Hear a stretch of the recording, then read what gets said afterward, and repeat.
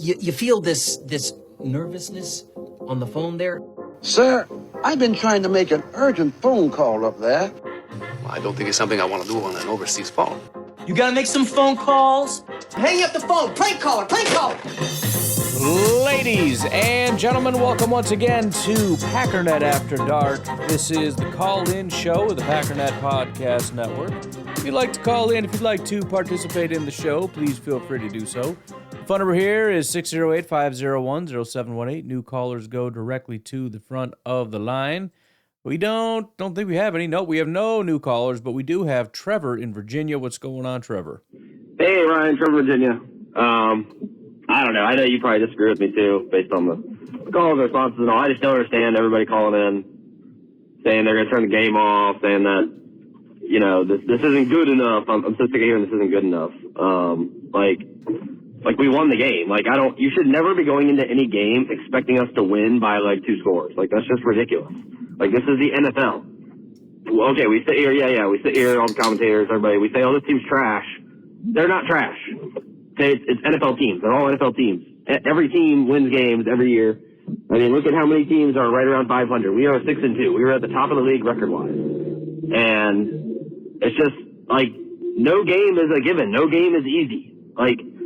Every team is a good team. And Jordan hurt his groin on the opening drive. He was playing hurt. He was battling through. And he was still making good plays, good throws. I mean, I don't know. The pick, it was an iffy throw. I don't know that he should have thrown it or not. But, outside of that, he was playing pretty well, I thought. And the defense played really well. I mean, as you stated, they came out to start the game and they shut them down continuously. You can't expect them to shut down the NFL offense the entire game when our offense is kind of sputtering. When we kept going 3 and out, whatnot. The defense still had a good day despite injuries on that side of the ball also. I hope Jair's okay. I haven't actually checked on him yet. But this Lions game, I'm kind of leaning towards just sit low because then we have the bye. But I also don't think we win with Malik against the Lions. I don't see that happening. But I don't know. I just don't. I'm calling. I'm listening to the show, and I'm just surprised by all the negativity around the team. There was so much good in this game. This team, as we said, this adversity, this winning close, tough games, that is the championship mindset. That's how the Packers did it back when, Rodgers said we're going to run the table. It's a championship mentality to be able to win these close, tough games, no matter what the opponent is. I don't care who the opponent is. We won. We're 6-2. That's what matters. And it's if you want to blow out teams, okay, that's what we had with Rodgers for a long time. You blow out teams, and if you don't blow them out, then you lose because you're not going to be able to come back and battle and fight and win any game. Is that what you want, really? No, I don't want the Rodgers era Packers back because it didn't get us where we wanted to ultimately go. This team plays as a team, and I don't know. This has been the most promising team I think we've had in a long time, just the way they're able to win and everything. And I am not worried about it like other people are. But anyway, go back, go. Well, I think you're right about the positives. But I think you're making kind of a good case for the counter, which is you're looking at the positives and saying, this is the reason I believe in the team. In other words, there are further things to break down more than winning and losing. And if you have different criteria than whatever your criteria is, which in this case is, grittiness or, being able to come back, whatever, it's possible you can come away with a more negative view of it. I think a very simple way to kind of illustrate that would be, was that performance against the Jaguars good enough to beat the Lions? The answer is unbelievably obvious that the answer is no. Zero chance in the world that the team, when I say the team, I mean that team on that day with their exact performance, that team will lose 10 times out of 10 to the Detroit Lions. And that's the frustration people have. Now, again, I've said, at the end of the day, you got to find a way to win, right? If you show up and suddenly it's oh, crap, I guess we're not just going to beat up on the 32nd ranked defense like we probably should. That's a problem, but whatever. I guess we're going to make this a struggle. Just please find a way to win. That's sort of the secondary thing, right? There's all kinds of individual goals that I think are fair to have. If you win a game with Jordan throwing 3 picks and 0 touchdowns, I think it's okay to say that's not good enough.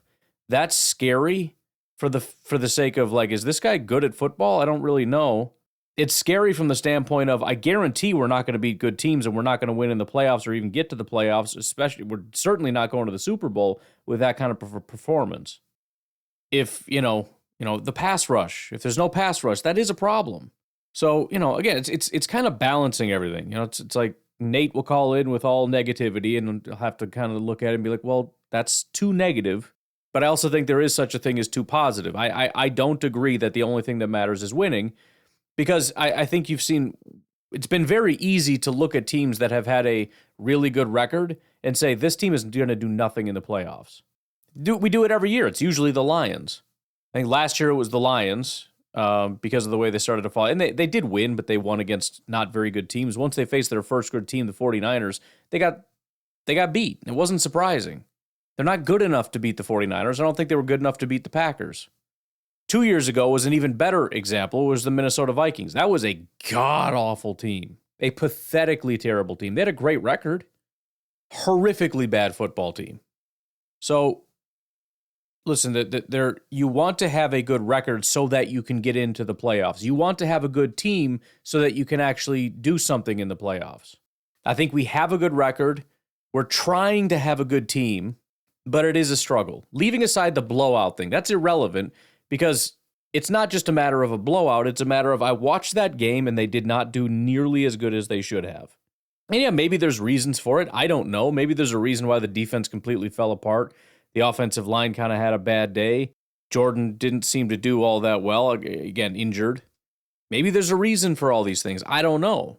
But you know what's going to happen in the future? More reasons. There's going to be more away games and more adverse temperatures and more injuries and more all kinds of stuff. And if you're going to be the team that you're describing, which is a team that battles through these things, then you need to actually battle through them and not just be like, well, I suck now. So, bottom line, I overall agree that we should be happy with a win. You should be happy. You shouldn't overemphasize to yourself the belief that we should not only win, we should destroy this team, so much so that you're unhappy with a win. I think first and foremost, you should be happy with a win, and then we can kind of go on to say, listen, that's awesome. And I think that's what most of the calls are. There's been some really negative ones. I think most of them are, hey, Victory Monday, happy we won, little nervous about a couple things over here. And I think all that's fair. And Trevor, you're probably responding to specific things. But again, when we get kind of broad questions or comments, I kind of just answer in the best way I can, which is in kind of a broad way, because I don't know specifically what you're probably responding to Nate is what you're responding to. Let's just call it what it is. Hey, Ryan, Joe, Virginia. I thought I was kind of rambling on last call. My point is more... That's all I do. I don't explain the call between, but, it's just that, you don't have to... each week is its own week. All you have to do is win this week. And I know you hate that, but, No, I mean, that's literally what I've been saying. Every week is different. Again, the reason you can be concerned is because there are expectations, and I think that look, everything is individual, right? We're talking in broad terms about things, but you'd have to be very specific. So let me give you an example. There's a difference between being concerned about Xavier McKinney because he had a bad day, and having concerns about Lucas Van Ness. Those are two very different things. They both had bad days. And so when we say things like, look, every week is different, that's absolutely true. But there's also kind of within the realm of reality, right? Next week, anything can happen, including Lucas Van Ness as the best pass rusher in football. Most people are going to look at you and go, yeah, but I'm going to go ahead and bet no on that, right? I mean, if this was a betting line, you'd get 1,000 to 1 odds of Lucas Van Ness being the best pass rusher or best defensive player of the week. McKinney, you would not get very good odds. And that's true at every single level. It is true, it's not true that we should look at this last game and say that's exactly who they are, that's exactly who they're all they're ever going to be, and therefore they're not going to win in the future. That's nonsense. And because 2 weeks ago was very different. And a week before that, a week before that, a week before that, it's always different. So that's where you kind of take a step back and look at it and focus more on things that are consistent patterns, right? Jordan with the interceptions has become a consistent pattern, and I'm concerned about it. Lucas Van Ness has been terrible every week, and I'm concerned about it. Quay, concerned. Stokes, concerned. Jaden Reed, a little bit concerned. It's been like 3 weeks of bad. Dontavian Wicks, concerned. But am I concerned about a bump in the road? Am I concerned about, again, Xavier McKinney? No. Am I concerned about the offensive linemen all having bad days? No, I'm willing to chalk that up to heat. Those are big boys in heat, and they didn't handle it, and it was their first week, and it was all 5 of them. The exception of Jordan Morgan, probably because he's been sitting all year and hasn't done as much. And he's younger, and he can handle all this stuff, whatever. So I think when we speak more specifically, it makes more sense. When we speak broadly, it's always kind of yeah, kind of no kind of a thing. All you have to do is win this week, because any given Sunday on football is not just said for no reason. Like, how many times have we seen our dominant teams that go out and they blow out the Jags this week, but then, you lose in the wild card round to the 6th seed. Like, it doesn't matter if we blew out the Jags this week or not. It does not matter. All that matters is that week, because nothing we do in the regular season is going to predict what we do in the playoffs. Right, it's just not. Well, especially when you're talking 5, 6, 7 weeks from now. 0 people are going to be looking back going, yeah, but remember that Jags game? Nobody. The only thing that matters is, thankfully, we won that Jags game because of if it comes down to, we got 9 wins or we're trying to just get in or, whatever. That's when you look at those close games and go, oh, good thing we won that. And I do agree with any given Sunday to a point, especially when you're a big underdog. You kind of lean into the any given Sunday thing.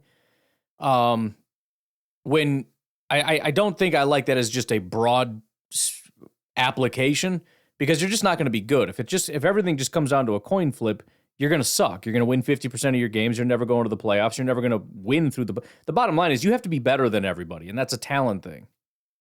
So there is a luck component to all this stuff, but at some point you have to just be better than everybody. And I think it makes sense for people to be a little bit nervous when you don't see that. But you're right that, stuff happens. It doesn't mean they're bad. Maybe the Jags had a really good day. Maybe the Packers had a bad day. Maybe it's a little bit of both. Imagine that. If the Jags had their best game of the year and the Packers had their worst game and this was the result, I don't freaking know what happened. So, yeah, I generally agree at this point. Shrug your shoulders and go, freaking whatever, we won, I guess. But, again, there's nothing wrong with analyzing a little bit deeper than that. You just have to win that week. And winning is having the ability to win. And as you said, past teams did not have this come from behind ability and the resiliency that this team has. So, I don't know. I know you disagree with me, but that is my thoughts. Go Pack, go. I only half disagree with you. Like I've been saying both things at the same time and trying to explain why it's not contradictory. And I'm sure most people are like, no, you're just saying two opposite things that can't be true at the same time. But it is both, even if I can't explain how it's both. You should be happy we won. It does matter that we're finding ways to win and that we're 6-2. That's very important, and it does matter. But it is also important that you're a good team. And being a not very good team, I'm not saying that this is what we are. I'm just, for the sake of argument, being a not very good team that's kind of getting lucky and finding ways to win games that are close is not ideal moving forward.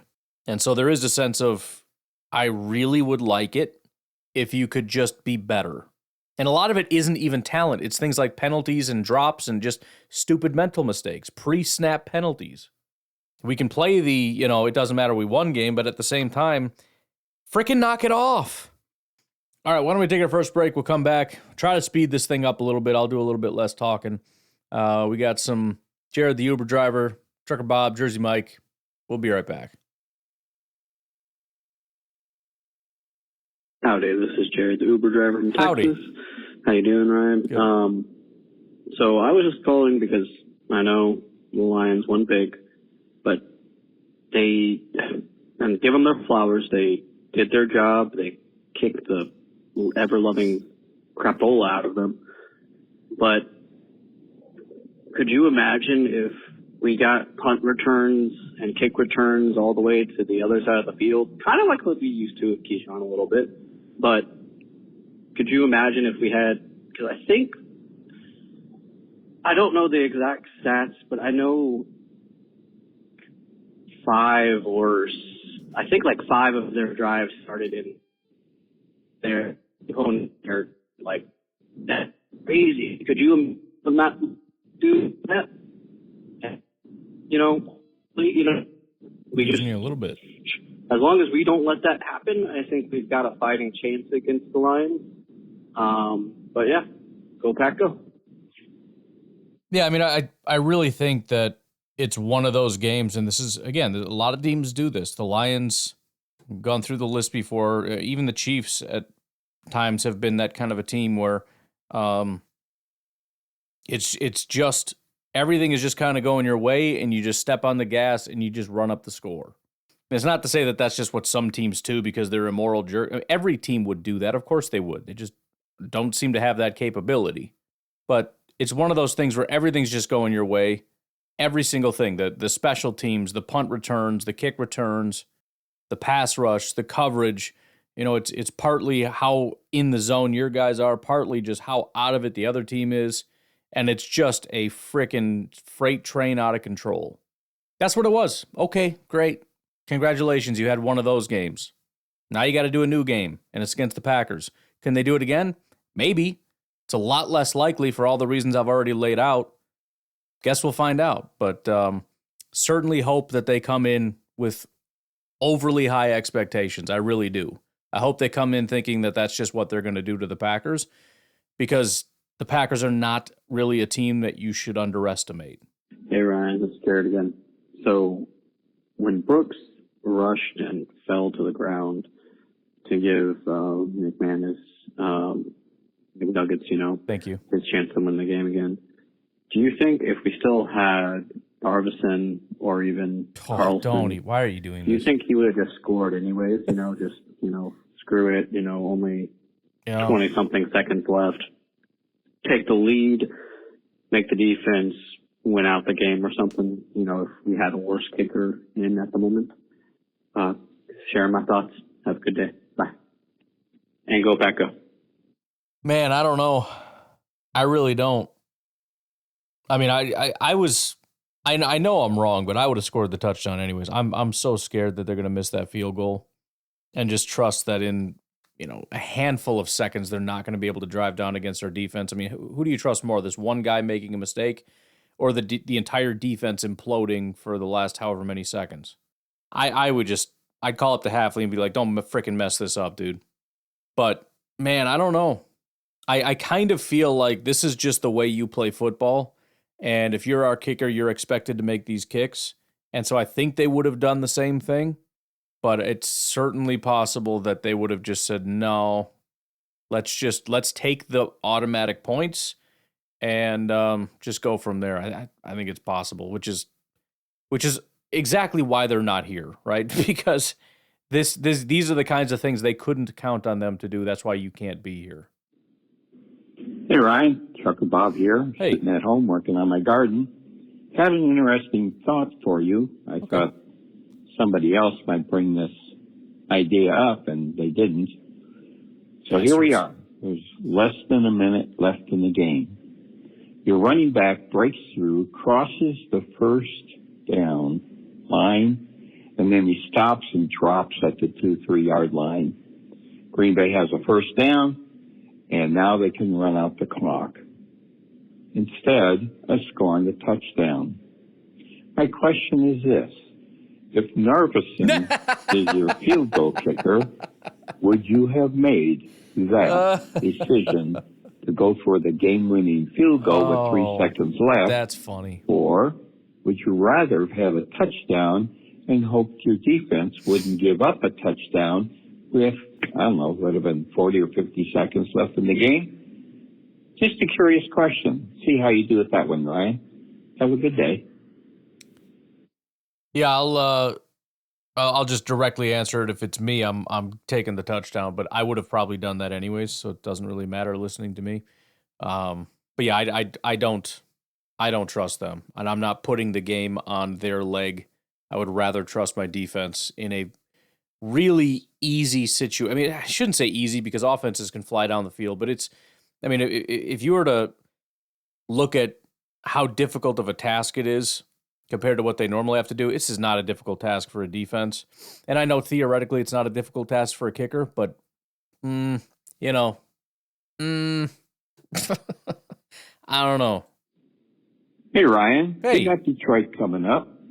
This is Trucker Bob, and I thought I'd make some interesting comments about Detroit. We've been looking at the score and see that Detroit just blew the Titans off the map, 52-14. And then you look at the box score. Titans had 23 first downs to the Lions 17. The Titans ran 71 plays to the Lions 47, almost double. The Titans had 416 total yards to Detroit's 225. You know, Ryan, if we could hold the Lions to 225 yards, I think I'd be able to win that ball game. Passing, the Titans had 258 yards passing. Detroit had 61 on 19 attempts for a 2.7 yards per pass average. Huh? Rushing. Titans gained 158 yards. You know, if the Packers gained 158 yards against Detroit, I think we'd win that ball game. Of course, Detroit got 164. The Titans had more penalties. They had 8 penalties for 60 yards. Detroit only had 3. I guess the big deal, and the Titans controlled the ball for 35 minutes to Detroit's 24. If I was looking at a box score like that, I would think that the Packers would win the ball game holding Detroit to those kind of numbers. Detroit won 52-14. I guess, and that's because of 4 turnovers and, of course, special teams. I guess they ran back a kickoff or a punt for a touchdown. I'm thinking about this game and going, Detroit did dominate the Titans. The Titans just gave the game away. But if we did the same thing to the Titans, hold them for only 24 minutes of possession and not have turnovers and, held Goff to only 61 yards passing, and we should win the ballgame. In other words, Detroit didn't really blow the Titans out. The Titans just say, hey, here's the ball, go score a touchdown. I think the Packers could win this game. I know the score was crazy, but that's a winnable game. That's my point. Anyways, Trucker Bob out. Yeah, I mean, they didn't do much because they didn't have to do much. They had the game more or less handed to them. But, it comes down to efficiency. It comes down to capitalizing on things. I mean, if you get an opportunity, you got to do something with it. So they had, 2 picks in the game. Lions defense intercepts Titans on the 31-yard line. Return it to the 23. All you got to do is go from the 23 into the goal line, and they did. They got a touchdown. They got a fumble recovery. Got it at the 26-yard line. Boom, punch it in for a touchdown. Khalil Dorsey, the kick returner, 72 yards, brings it down to the 25-yard line. What do they do? Short field, punch it in for a touchdown. Khalif Raymond, punt returner, returns one for a touchdown. Jahmyr Gibbs, 70-yard touchdown. I mean, it's like this, you barely have to do anything. Imagine being Jared Goff. Or at the 20-yard line, throw a pass, touchdown. Or at the 25 again, freaking touchdown. Oh, fumble recovery, 26, throw a touchdown. Hand it off to my running back, 70-yard touchdown. Like, what is even happening right now? They had 5 drives start in Tennessee territory. They had 1 drive. So in the first quarter, started at the 23-yard line, got a touchdown. In the second quarter, they started at the 25, touchdown. They started at the 12, got a touchdown. They started at the 22, got a touchdown. And then they started at the 26 and got a touchdown. They got 1, 2, 3, 4. They got 5 touchdowns off of series that started in Tennessee territory. And the furthest that they had to get, not like the Tennessee 49, the Tennessee 26-yard line was the only play, or it was the furthest away play. That was the most difficult one that started in Tennessee territory. But they had to capitalize. They had to get touchdowns on all of them, and a lot of teams would not have done that. But they did. Hilariously, there was only 1, 2, 3, 4, 5, 6, 7, 8, 9, 16, 19 plays that were run to get those 5 touchdowns. Less than 4 plays per touchdown. And actually, now that I'm looking at it, they didn't score a single touchdown that wasn't started in Tennessee territory. So the first time they got the ball, they started at the 30-yard line. It was 3 plays, punt. They got the ball at the Detroit 17, 4 plays, punt. They got the ball at the Detroit 1, end of the half. They got it at the 17, punt. They got it at the 19. They drove down and got a field goal, and then it was punt. Think about that. That's actually crap, dude. Like, I'll give you credit for being able to punch it in, but every single time you started with the ball in your own territory, which is what should happen almost every single time, you had to punt with the exception of 1. You got 3 points when you started in your own territory. By the way, there were 14 drives by the Tennessee Titans. You know how many times they started in Lions territory? 0. 0 times. Because that's normally how that works. In fact, they never started any further than the 30-yard line, which, again, pretty standard. Usually the 30 is about as far as you can go. Maybe you get your kick returner, bring it out to the 31, 32. You had 5 drives. Oh, I lied. Excuse me. That one 70-yard touchdown was in Detroit territory. That was one. So they started at the 30, handoff, automatic touchdown. So there was that one play. Aside from that play, the longest they drove down the field was 48 yards. That's the one they got the field goal on. It was it was an 8-play drive, and they got a field goal. That was the longest one. I don't know, man. Trucker Bob, you might have a point there. I'm looking at that, and again, the efficiency is fantastic to be able to get 7 every single time. What happens if you don't start in Green Bay territory at all? Just a hypothetical, because you punted almost every single time in that last game. I'm just throwing that out there. Jersey Mike, what's up? Hey, Ryan, it's Jersey Mike. I don't know when the news was dropped, but it's confirmed Jordan Love has a groin strain. I am 2,000% positive that groin strain is 100% from 2,100. What the frick? Yeah, no, I got it. You know what I'm saying. That groin strain is from his knee. Not being able to plant on it, trying to move differently, and that's what happened. I've had a pulled groin before, or a strained groin before, and let me tell you, a week or 2 is not enough. All right, I'm dealing right now with my first ankle sprain ever. Somebody stepped on it at work while I was under a machine and twisted it. And I've been on workers' comp, whatever, it doesn't matter. But the whole thing is, I was talking to the doctor today about it, actually. And she told me my time frame was about 4 to 5 weeks. And they've been treating me really good. Like, I'm getting the whole 9. Like, they're treating me like a professional athlete. I'm working with doctors who are, were or have been members of the Pittsburgh Steelers medical staff and UPIT and whatnot. So, like, these people know what they're doing, and I trust them. And they're telling me this Jordan Love thing, he's got to get shut down. He's got to get shut down. You know, you're looking at, what, 2 weeks here that he's got to get better. But not only that is he rehabbing his groin, he's got to still rehab the knee. And he can't plant properly on the knee. I'm, by the way, 4 weeks in on my sprained ankle, and I'm still not able to put a lot of pressure on my ankle. And like walking upstairs, it's painful. And I know, like, if I were to try to, like, be athletic right now, I would hurt myself. Like, I would re-injure it. There is a very real possibility of that. And I don't care how good the doctors are. Bodies take a while to heal. You know, I am not saying I'm as athletic as an NFL player, but I try to eat well. I'm in the gym 6 days a week. No, you're not going to tell me that Jordan Love can play. I'm sorry. I don't mean to rehash this. It's just, we got to do it. We got to do it. You can just say, yep, you're right. and that's fine. I don't need a whole long response. But yeah, that's where I'm at on that. And I'm actually going to be mad if we see them try to push Love to play this week.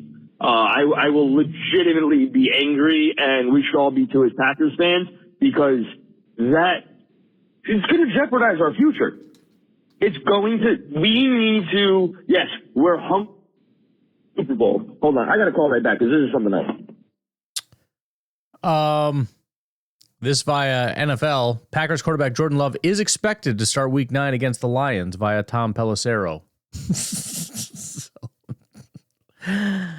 So there's that. Seriously, Mike again. So if we're hungry for a Super Bowl, if we really are, we need our guys to be in tip-top shape. If we are hungry for multiple Super Bowls, we need our guys to stay healthy for multiple seasons. And we can't just have a carousel, especially the most primary position in the league, quarterback. On top of that, the biggest thing is this. The league has become so soft when it comes to medicals and has become so bad when it comes to how they treat their players and take care of their players that we're rushing guys back from injuries when they haven't had time in the first place to prepare their bodies. So we as fans need to do a better job of yelling at the league or getting on the league about how little these guys have to practice. The NFLPA has done an injustice to players. Their bodies are not prepared for the level of physical play that they have. And then we're pushing them back from injury, and they're sustaining major consequences for this. Not even just now, but in the future. I mean, look at Tua. Realistically, the league should be telling him, no, dude, you're done. Yeah. We're not allowing you to play anymore, contrary to whatever you feel. It's in detriment of your health, and we know that for a fact because we have doctors for you to play. I'm not asking for the league to have to step in, right, to take care of these things. But I think that we as fans need to do a better job of doing that, right? Player safety is major, and the way that the league is approaching it is horrible, and it's making the product worse. And that's what I care about the most. Anyway, let's hope for some good news. I hope Malik Willis gets some good reps in. You know what? I think that option offense is exactly what's needed to beat the Lions. I don't think they can handle us. Anyway, go Pack, go. Yeah, we'll see, man. I mean, last time I said I have full faith in the Green Bay Packers that they're not going to rush him back.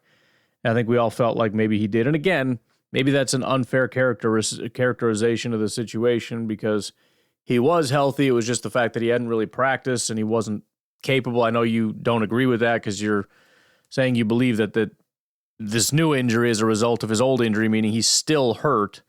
I don't know. I'm going to just hope and assume that is not the case. And I guess we'll just go from there. But looks like he is going to play. So we will just have to see what happens. But hopefully he's healthy. And let's put it this way. I'm going to be right there with you and everybody else. If I see him go out there and he starts hobbling in the first quarter, I don't care if it's his knee, his groin, his back, his frickin' he's got a migraine, I'm going to be pissed. That he can't do it, all right? All right, we got a bunch of Uncle Rico coming up, so why don't we take a break here, and then we'll go through some of that. We'll be right back. Yo, Brian, it's your Uncle Rico. Yo. Hey, I've just been listening to various episodes on the pod and everybody talking about the touchdown to interception ratio and Jordan's interception habits and Brett Favre's interception habits and Aaron Rodgers' interception habits. But I think it's way too general sometimes of a thing. I think it's situational. Of course, you never want to throw an interception, but sometimes it's way worse than other times. Depending on your field position and the score of the game. And, like I said, situational. I mean, if there's 1 second left on the clock and you got a choice of losing or putting the ball where a receiver could catch it and it gets intercepted for whatever reason. You know what I mean? I think it's just way too gentle. I think that's true, but the bad part for Jordan is that the situational is not good.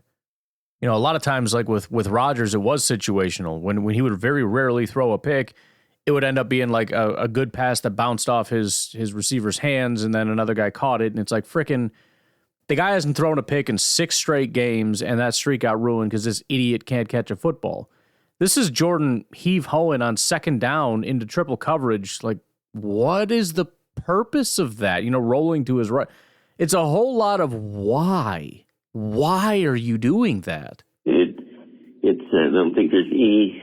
Maybe there's some numbers or something that I doubt it. Spells it out for a guy, but pretty much. Really, what it would come down to is turnover-worthy plays. I think that would be the closest you can get. It's not really situational, but at least you're isolating a pass that really should have been intercepted. Now, maybe somebody could dig into that and find if it's fourth down, it doesn't count, which even then it does, because at the end of the day, it's up to you to put the ball in a place that is a good decision, right?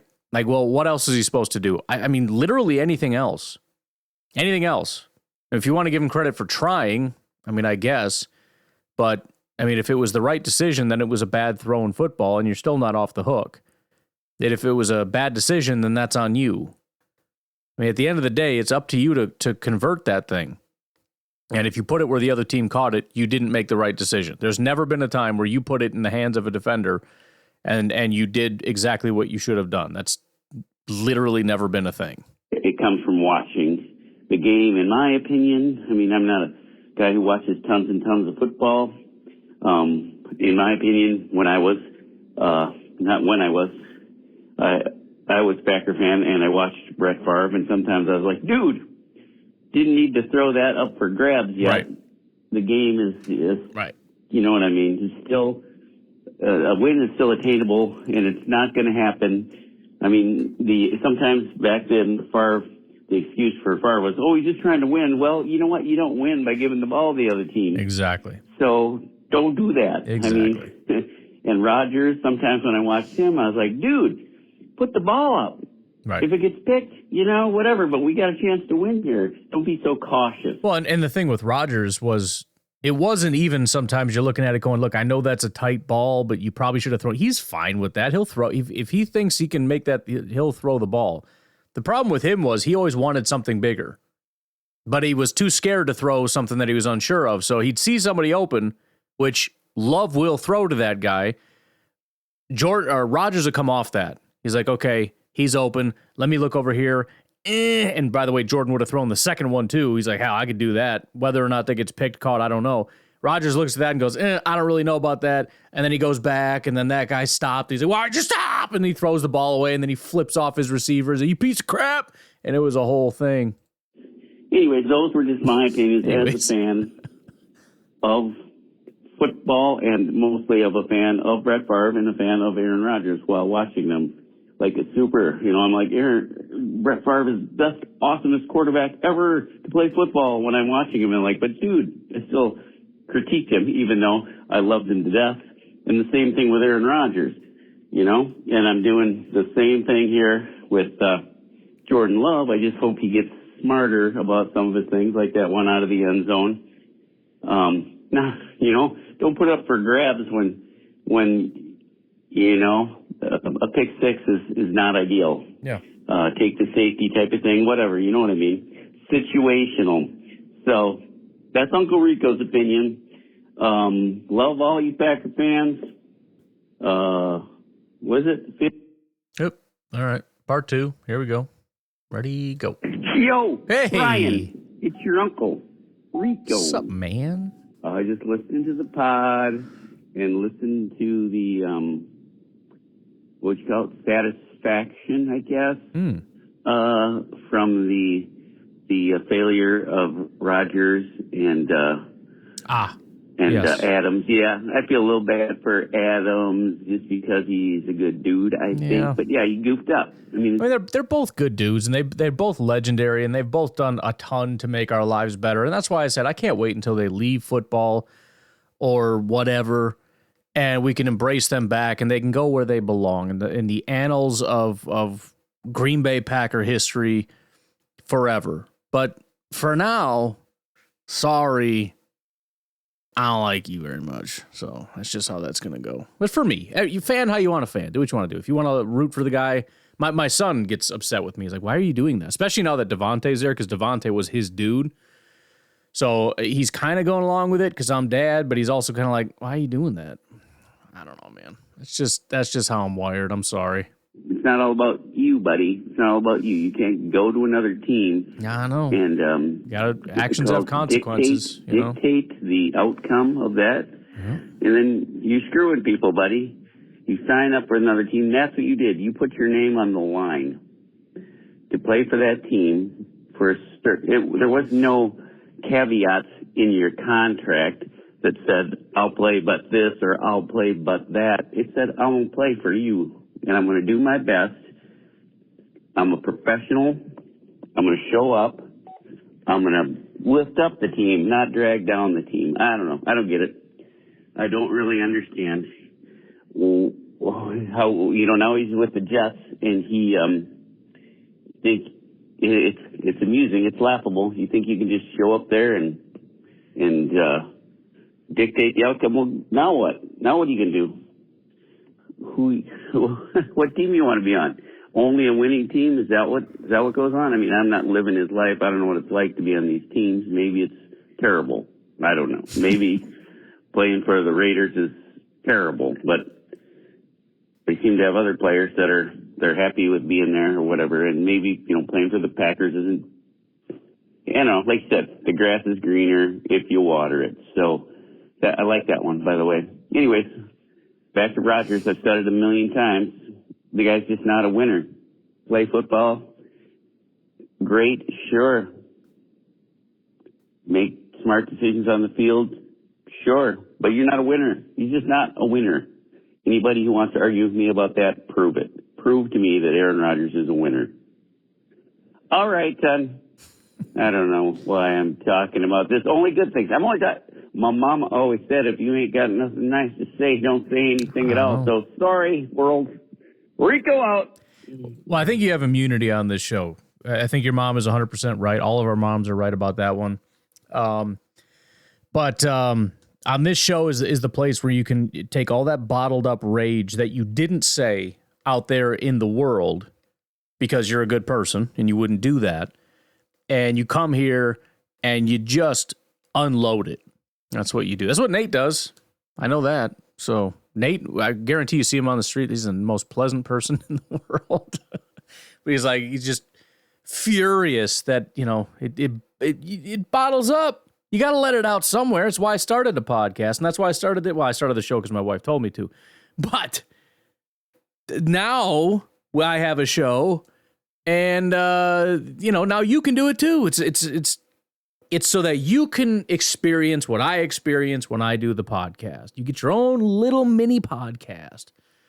Sometimes you call in 3 times to make it a not so mini podcast. Right, Uncle Rico? Yo, Brian, it's your Uncle Rico. What's up, man? Hey, just my input. I should probably try to get on that chat thing or whatever so I can, send my input just unabatedly anytime I feel like it without calling and annoying you. But by the way, probably going to do that again. Going over to Grandma's house, and it's my daughter's birthday. So we're going to have a little party over there, a little football game, a little bit of food. I need to hurry up and finish this podcast so I can get my pork butt on, so I can bring that. By the way, is it rude to just bring food when you're not asked to? Because I keep doing that. My hand's like, I'm going to get a cake and I'm going to get some pizzas for everybody. And I'm like, I'm going to bring a pork butt. Maybe I won't do that. I shouldn't do that. I'm just trying not to eat stuff like pizza. You know what I mean? I guess I could just try to be responsible and eat like a normal person portion of pizza, but I'm not a normal person. All right. So I'll just eat the freaking pizza, I guess. I'll eat the pizza, okay? Okay, Uncle Rico? Or like a week late or a month late. Anyway, you said, why is Tua back? Sorry, I forgot. Yeah, I'm still going to bring the laptop. I'll try to remember to have that set up so we can do another chat. If it doesn't happen, I'm sorry, but if you're wondering what the heck they're talking about, you can sign up at packernet.substack.com. I don't do as much over there as I'd like to, and the biggest reason, and I was all proud of myself because I was doing okay. I was getting some stuff out. I need to do a better job, absolutely. The biggest reason is I've undertaken an NFL draft project. It's going kind of well. It's basically the same thing I've always done every year where I kind of create. I didn't do it last year because it was too much freaking work. I always create grades and whatnot for NFL draft prospects. But I got the robot helping me a little bit this time. And the robot's like, bro, you're using Excel? What are you, stupid? And I'm like, yeah. Like, bro, let me, what you know about Python, son? It's like, all right, I guess we're doing that. But it is better. It's like, just throw all your data at it and then it figures out everything. But going to be working on that. We'll see how that goes. I don't know. We'll see about the Substack thing. I don't know how I can incorporate that or what I can incorporate. If you guys have ideas, by the way, same with Patreon. Oh, by the way, I'm just completely hijacking your thing, Okarico. Also wanted to say, I do have to buy another cord for this. You know, it keeps jacking up, if you notice. I did buy a new arm for the thing. Every time I need stuff, sometimes I need stuff. I got a new mouse. That was mostly for gaming, but I got a new mouse for the podcast, fixing up the whatever. Shout out to all the people on Patreon. Thank you guys so much for everything that you guys do, helping me to pay for all the expenses and whatnot. Really is appreciated. You can sign up if you'd like. Patreon.com. Patreon. Packernet. Holy crap. I haven't said Patreon in such a long time. I don't even remember what it is. I haven't even been on there in so long that I have to re-log in. That's where we're at with this right now. So I apologize to probably all the people that had tons of messages trying to reach me on Patreon. This is why people leave. They're like, he won't even talk to me on here. Speaking of, thank you, Kyrie, for joining as a free member, but still, appreciate that. I think it's Pack_Daddy. I don't know. I don't remember. I cannot believe this. Patreon.com/Pack_Daddy. I think that's it. I'm trying to remember how I used to say it. Oh, we're off and running here. Sorry, go ahead and just finish whatever you're saying. Heard, this is like 16th hand, down the line through 27 friends type thing, that he's playing because he doesn't have a guaranteed contract. I mean, maybe he would pull the plug if he had Jordan Love's contract or whoever has a guaranteed contract. But that's what I heard. So something to think about. I don't know if that's a real deal or not, that if he doesn't play, he is not very well reimbursed or whatever you want to call it. So, all right, then. Rico out. So Tua, as far as injury guarantees, if Tua is medically forced to retire due to injury, he's entitled to a full $167.1 million guaranteed. If he chooses to retire while medically cleared to play, he would forfeit a substantial portion of the guaranteed money, retaining only the amount already paid. So this is exactly where the NFL is failing Tua, because you might exactly be right. He has significant injury guarantees, but they're not signing off on him not being able to play anymore. They're telling him you're okay to play and putting the ball back into his court, saying you can either play and collect your check or you can retire. Not medically, you're retiring, which means you walk away from this. It's not an injury. It has nothing to do with injury. Apparently, he would only retain the $43 million that's already been paid to him in 2024. He would forfeit the remaining $124 million. So it looks like it's fully guaranteed for injury. But this is not the NFL has cleared him. So you're fine. So he has to play if he wants his money. Oh, if something happens to that guy, man, I don't know. That's crazy. That's pretty crazy. But I don't know. I mean, it's not to say that the team isn't put in a tough spot. It ultimately is going to come down to the doctors and whatnot. And it's also not easy for the NFL to just say, look, I don't care about your image. you need to tell this guy he can't play anymore and then just forfeit the $167 million to this guy and not have a quarterback for the foreseeable future. That's what I'm going to force you to do. I'm not saying any of these are easy decisions or things to do, especially if Tua legitimately is like, no, I want to keep playing, which maybe is the case anyways. But I would hope that if he expressed, I would hope that if it's his desire to not play anymore, but has to, not even, I shouldn't say has to, he can retire and he has more than enough money. I don't know, man. I don't know. I'm not a freaking brain doctor, dude. I'll look into this a little more. I know Tua is not everybody's number one priority on the Packers podcast, but I'm just genuinely curious here. So September 25th, it says, let's see, multiple concussions in a game versus Buffalo Bills caused him to stumble upon standing. Then September 29th, the very next week, 4 days later, during a game against the Bengals, suffered confirmed concussion, stretchered off the field. December 25th, 2022, against the Packers, Tua sustained another concussion. So that was 3 concussions in 4 months. And then he got his 4th concussion again against the Buffalo Bills, colliding with Damar Hamlin, resulting in his 3rd diagnosed concussion in the NFL. Diagnosed, despite the fact that he clearly had a concussion on September 25th as well, but they didn't diagnose it. On the other hand, I suppose the other way to look at this, I know it's ugly when guys can't get up and whatnot. I mean, Brett Favre probably had like 50 concussions in his life. Most football players have concussions. Maybe not that level of severity, but maybe that's sort of the thing that we're missing here, is that concussions are a part of the game. You have multiple concussions. And the only question is, does the severity of these make it way worse, or is it just a scary-looking concussion that ultimately has similar effects, and it's just tacked on like everybody else's that people get up and walk away from? I mean, we see it pretty regularly, right? Guy takes a hit, he's kind of out of it for a second, he stands up, and then they have to pull him off the field like, well, it looks like you got a concussion there. And we don't think much about that, because a stretcher didn't come off and take him to a hospital. So again, I don't know, man. I really don't know. Kind of similar like with Jordan Love. You just kind of hope that they're doing the right thing here. Because he's had, 3 scary concussions? But I don't know. Again, they know more than I do. The heck do I know? Let's just keep going. Let's keep going. We're almost done. Hey, what's up? It's Aaron from Eau Claire. And I have a comparison for Malik Willis. Let's do it. I think he's got a bit of Russell Wilson in him. Sure. And I don't mean like modern day Russell Wilson where he's not as good. But goes without saying, yeah.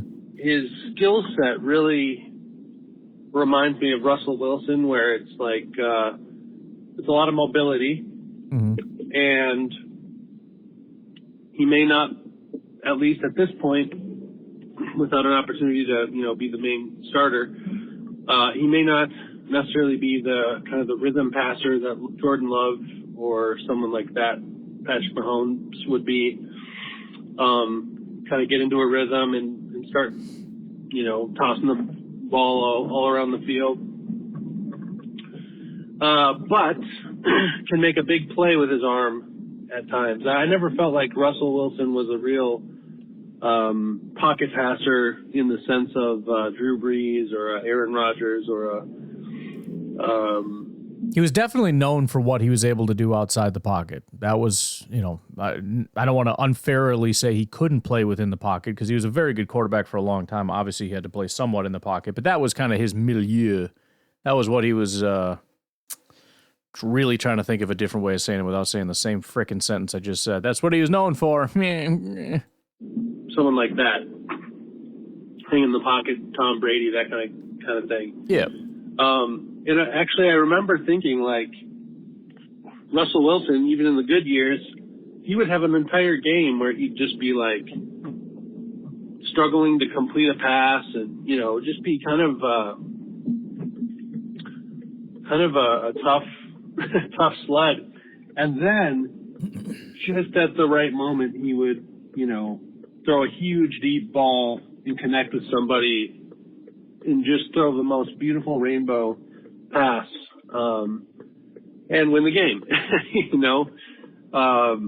So I think, you know, maybe there's a bit of that with Malik where it's, maybe with time he could be a pocket passer like that, but you know, it's a lot of mobility, it's a lot of scrambling, a lot of escaping pressure, and then just picking times to like just throw a beautiful dime down the field.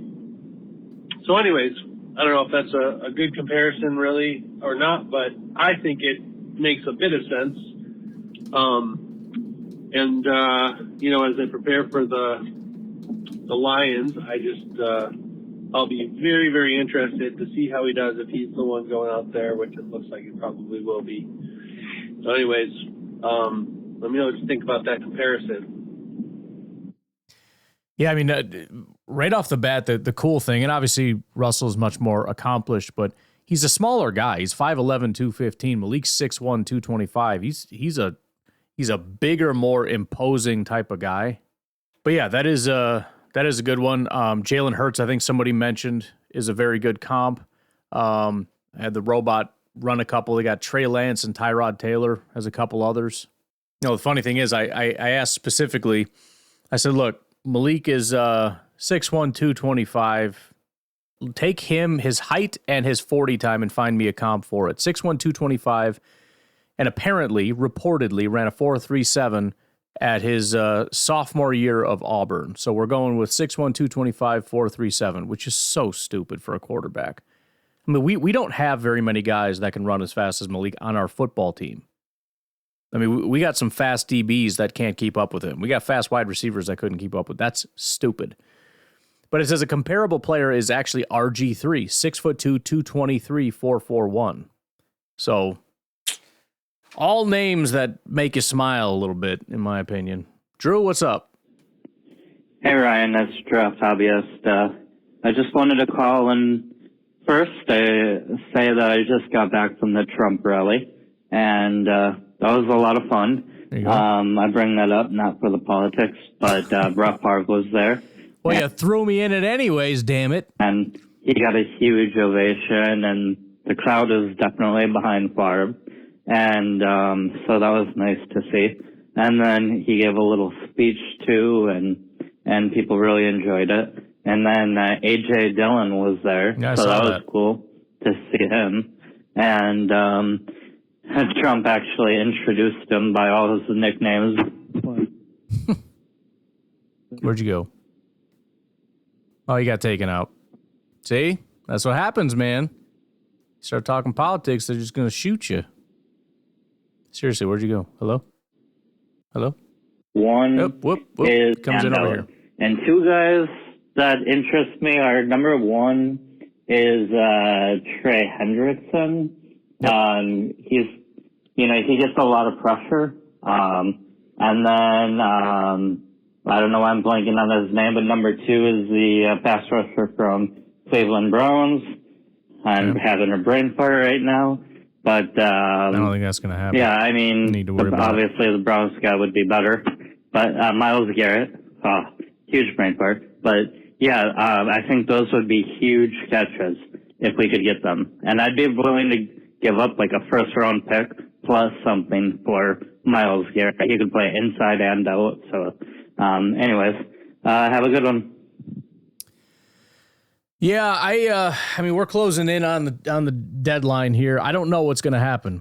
Kind of interesting. There is an article. I haven't really poured through it, but it doesn't highlight the Packers as a team that's going to be getting anybody. It's not to say they won't. You know, Packers are pretty quiet about stuff, but it was interesting looking at teams that are calling around trying to get people, and I'm like, I wonder which Packers could fill that role. You know, it was the Bengals. I think are looking for a corner, and I just thought, yeah, I wonder. I hate to even say it. I'm sorry to say it. I just wonder if Stokes has any value whatsoever. You know what I mean? He's highly athletic. He's on a very free rookie contract. Maybe you try him out, you know? There's no harm, no foul. Throw us a little nothing something. I don't know. We probably would need the depth, so just forget it. Just forget I said anything. I don't know. Hey, Ryan. It's Seth. Hey. Calling in to talk about Jordan Love and Malik Willis a little bit. First, I'll say I think anybody that even entertains the whole quarterback controversy or should we play Malik, versus Jordan, just dumb. They're not on the same level. I don't know what it is about the offense that's been clicking so with Malik. I don't know if that's to his credit, if people are simplifying, whatever. I kind of see that, but I also think it's more of a take what we get versus looking for explosives. And I do think... But that's working. You know what I mean? Like, maybe the problem is constantly looking for explosives. We had this problem with Rodgers all the time. I remember very specifically, this had to have been 2018 because I've never been more angry in my life. But just this constant, like they were, it was like, 4th and 1, and they're trying to throw a touchdown pass. And I'm just like, what is wrong with you idiots? You're constantly trying to force the ball down the field. And then you'd have Rodgers and McCarthy go to the podium and say, we got to find more ways to push the ball down the field. No, you have to do that less, you morons. Maybe there's a bit of that going on. It's too much staring down the field all the time. Just matriculate. You know what I mean? Just matriculate. In big games, you need explosive plays. I think Jordan Love gives us a much better chance to win in the long run. But, Malik gave us some explosives. Let's not say he can't do it. That said, I don't think they're on the same level. I think Malik could be a solid starting quarterback in the league, and maybe he could grow into a role where he's taking more shots. He's got wheels, but so far most of his throws, while they have been good, there's not been the wow plays like you see with Jordan. So, anyways, all that to just say that I don't think they're on the same level, and I think Jordan's a QB and there's really not a conversation. However, well, I'll say this. I first of all, I think I would want to be fair to Malik, who has performed at an unbelievably high level, rather than just discount everything he's done to say, hey, let's just see what happens. I don't know. Things happen sometimes, and maybe something happens here. With that said, though, there is no quarterback controversy for one very simple reason. We just paid him. Jordan got massively paid. That is our quarterback. I wanted to talk about Jordan Love right now specifically with this injury, and I have kind of 2 points or questions on it. Number one, do you think the groin injury is caused by the knee injury, overcompensating or, maybe the brace, it's stabilizing his knee, puts pressure on other areas, or any other reason why that his groin could have gotten hurt because of his other injury? And if so, what do we do about that? Do you just have to set him out until everything's feeling good if you don't want to worry about other injuries for the rest of the year? I don't want him to hurt his ankle or Achilles. I don't want him to hurt his ACL. I don't want him to have recurring groin injuries or knee injuries. I just want him to get healthy. And Malik has been winning games, so if we need him to play for, maybe it's just this week because then we have the bye, maybe it's for 2-3 games and really get Jordan healthy for the stretch run. If Malik starts struggling, maybe bring him back a little quicker. I don't know. I'm just thinking out loud. I'm a little bit worried about injuries from another injury, so to speak. The other thought I had is it's supposed to be a messy, rainy game. That is the only reason that I'll consider playing Malik over Jordan if Jordan is, say, 70%. Normally, I would want Jordan, but if it's going to be slipping and sliding, I don't want him to slip and pull his groin again.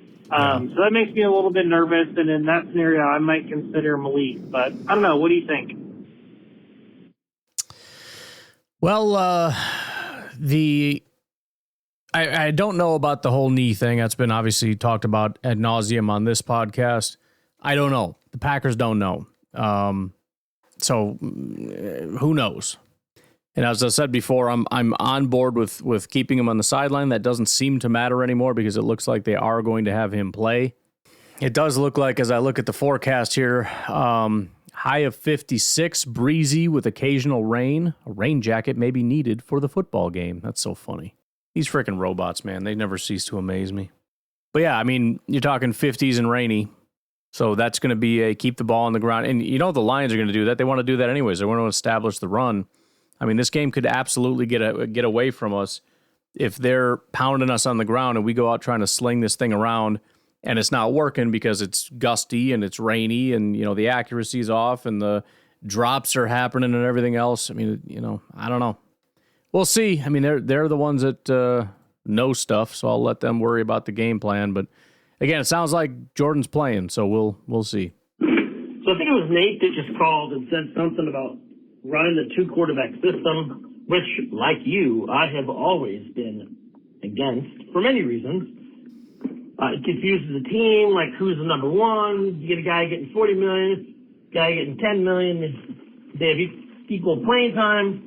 But, maybe because we all understand now that Matt LaFleur is a freaking quarterback genius.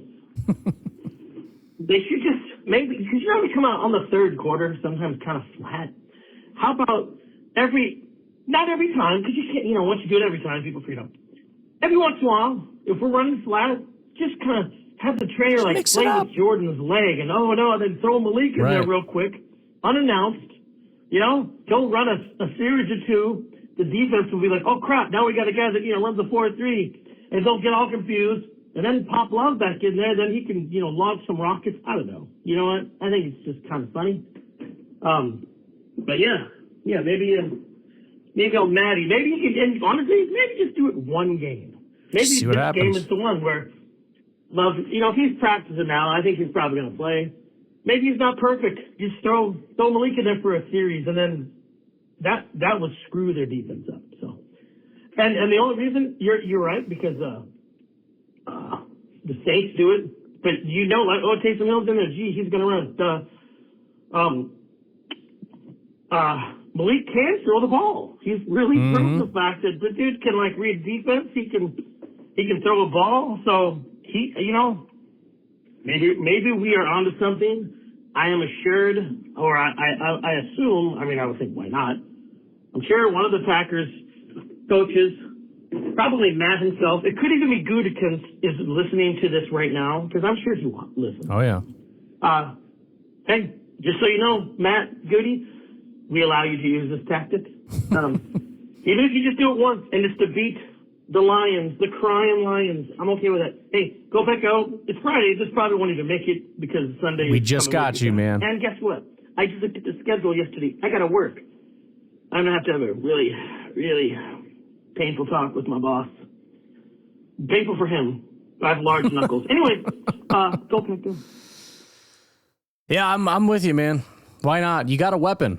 I mean, Malik is an absolute weapon. And the fact that he absolutely can throw and has been really quite good at it means it's not just a Taysom Hill gadget play. Taysom Hill goes out, he lines up in the Wildcat and runs. It's like freaking okay. And they have success with it. You put Malik out there, he's a quarterback. I don't know. Maybe this isn't the week. That's fine. This isn't the week. But we got the playoffs eventually. And if we have this in our back pocket, I wouldn't hate it if we were able to utilize it. And maybe we get some practice reps in before the playoffs. You know what I'm saying? I don't know. Just a thought. All right. I'm going to get out of here. You're welcome for doing all that. We got all of them done. We cleared 20 some odd calls. So anything after this, I apologize. You're not getting nothing. By the way, wait until kickoff if you can. Anything before kickoff, I'm not positive I'm going to play it. We'll see how it goes, but I'm going to leave you guys with that. Have a good one. Bye-bye.